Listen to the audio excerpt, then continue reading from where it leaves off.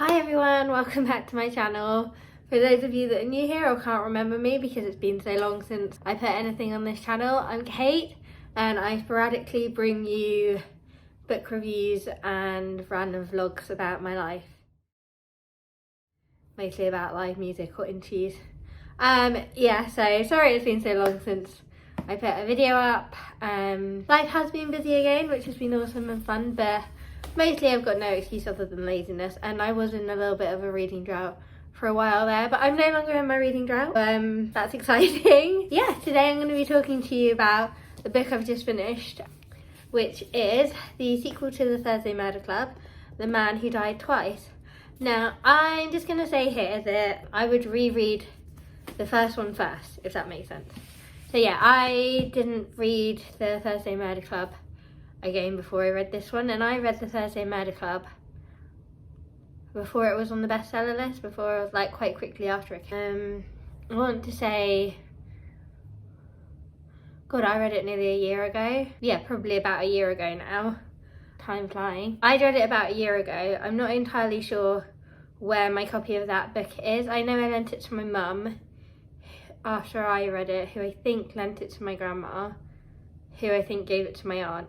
We have a whole family book club thing going on. So it is somewhere in my family. It might be with my aunt, who knows? Who knows? It might be anywhere at this point. I can go back and reread Thursday Murder Club, and actually it didn't occur to me until I was halfway through The Man Who Died Twice. And I actually really enjoyed this book. I actually preferred it to the first book. I feel like we get to know the characters a lot more in this book. Now, you guys know me, I'm not a massive fan of a sequel.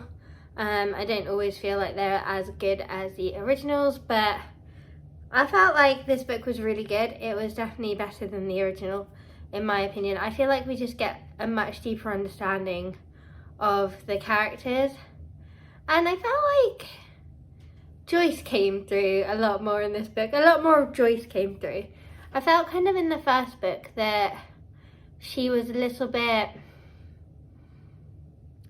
of a substitute in Elizabeth's eyes, I think, even though she's the only character that has her own point of view chapters. But yeah, I kind of felt like she was a bit of a substitute for Penny from the first book, whereas in this book she really kind of comes into her own. I love that. I love Joyce. I love Joyce so much. She is my favourite character. Out of the four of them, she is my favourite. She just comes across so well in this book.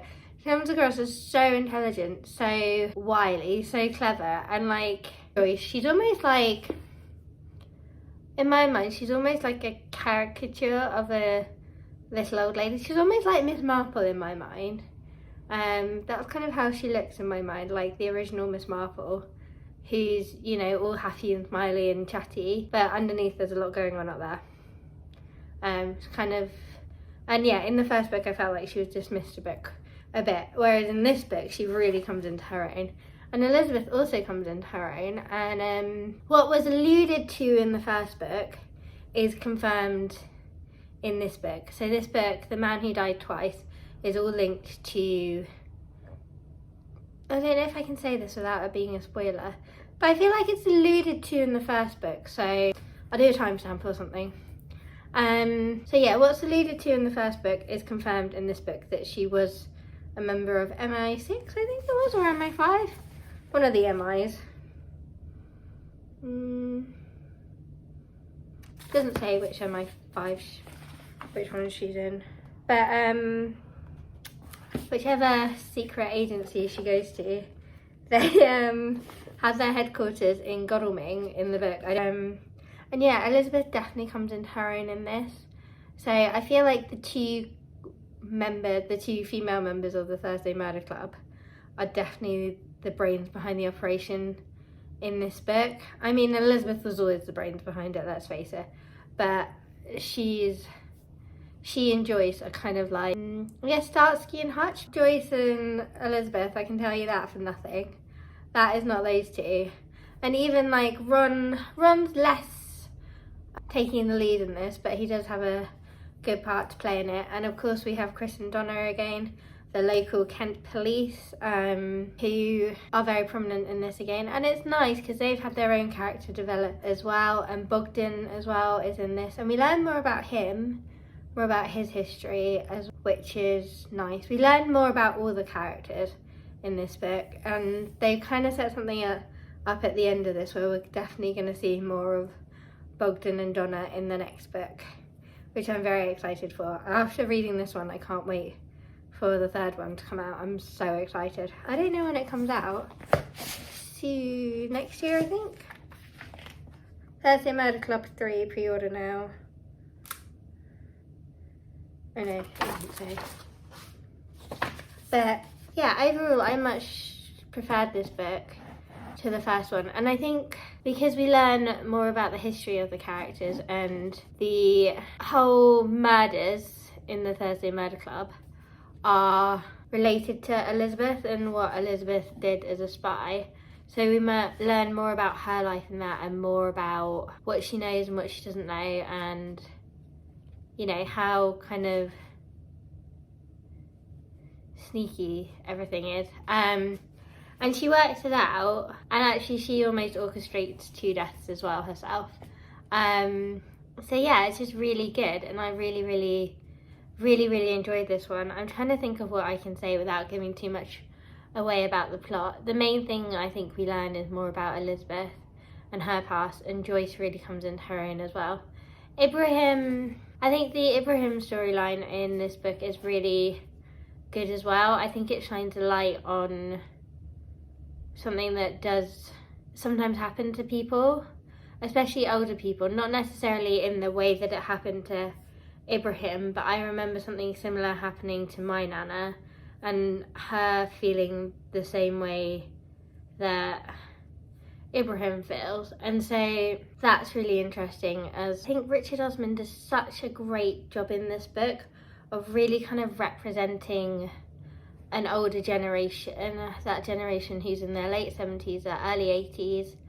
You know, they're kind of not frowned upon, but they're almost kind of dismissed as someone, or as people that are taking up a lot of resources now, I guess, and they're the ones that were all kind of suffering from COVID and everything. Actually, speaking of COVID, I wonder if he will put COVID into the third book, because that would be interesting to have lockdown at Cooper's Chase. That would be very interesting, actually. What would happen to the Thursday Murder Club then? There were no murders to discuss and they couldn't meet up with each other. But yeah, overall, like, I just loved this book so much, and considering it's written by a man, he's created some amazingly strong female characters who are really at the centre of this book, who really come across as the brains behind the operation, and just almost like puppet masters, like pulling the strings of everyone else to do their own, to like put all the pieces into place. So it's almost like Jenga, and Elizabeth is the first player and then Joyce is the second player, and they're just pulling out all the pieces, piling them on top until everything falls over and you get the answer. And the answer as well, that's all with, like, that comes from a strong female character as well, which I love, because you don't get that. I feel like, especially stories written by men about women, women aren't always necessarily portrayed that well. So I think this is great, and especially, as I've said, older women as well. I think that's amazing, and it's very realistic, and I just love Joyce. I just think Joyce is just my favourite, possibly one of my favourite characters in a book ever. She's just great. Maybe if I have a daughter one day, I will name her Joyce. That's how much I love her. Because I really want to name if I have any children, I want to name them after strong literary figures, like strong figures in books, especially girls. Like, I want to name my children after, if I have any girls, about strong female leads in books. And Joyce and Elizabeth actually are both strong female leads in this book.